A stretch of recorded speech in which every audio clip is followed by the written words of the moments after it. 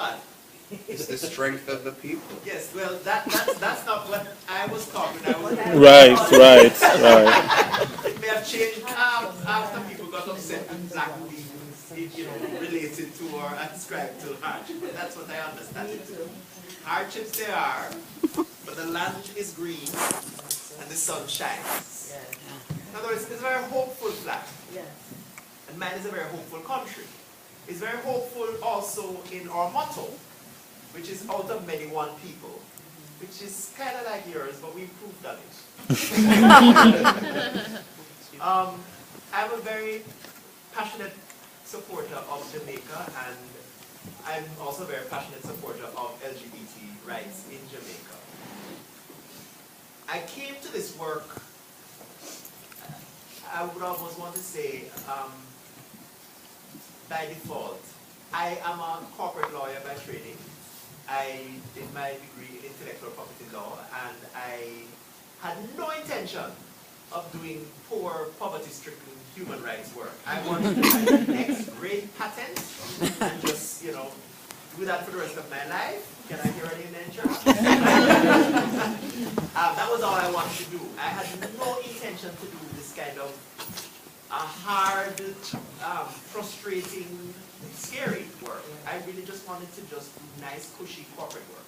And I decided to volunteer with JFLAG, Jamaica Forum for Lesbians, Bisexuals, and Gays, on the side, because that's what my mother would have done. As any good Jamaican mother, she had the social justice gene. She had a passion for helping others, the less fortunate. And I had some spare time, and I thought, well, I'll help with their books. I'll just do something, behind the scenes. And it reached a point where they needed to provide their clients with human rights awareness. And none of the lawyers were willing to do this because it would be professional suicide. So they asked me, the corporate lawyer, if I'd do a little reading on human rights law and give a few sessions. How to deal with the police when you're picked up.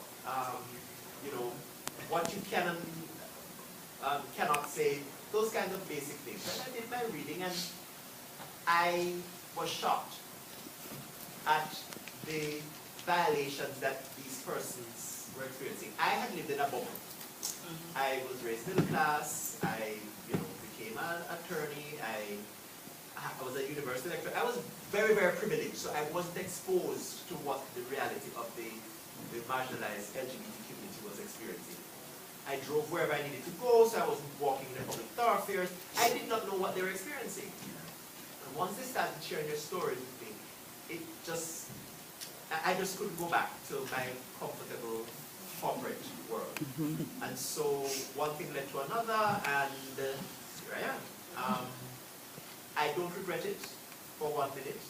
I continue to go back to Jamaica because I believe that what we have in Jamaican homophobia is curable. It's not an incurable situation. It's very, very curable. It's curable through education. It is curable when people hear the stories, and I'll share some of them very shortly, hear the stories about what's going on. And when they see it, they'll realize that that's not the Jamaica that they recognize or want to bequeath to their children. As my mother, as I like to say, my mother, we all came from a time in Jamaica when everybody knew somebody who was gay. I mean, the vice chancellor of our premier university danced his way to the top of that university. Nobody said anything, nobody cared. It wasn't a big issue. So this recent upsurge in anti-gay animus, this is not Jamaica. I'm sorry, this is not the Jamaica I recognize, and I don't accept it as the Jamaica I want to see for my child, and so I'm fighting it. The sad truth is that when the culture war was lost here, it was exported there. So when your Anita Bryants and etc. lost the battle to keep gays in the closet here and to prevent gay rights from advancing here,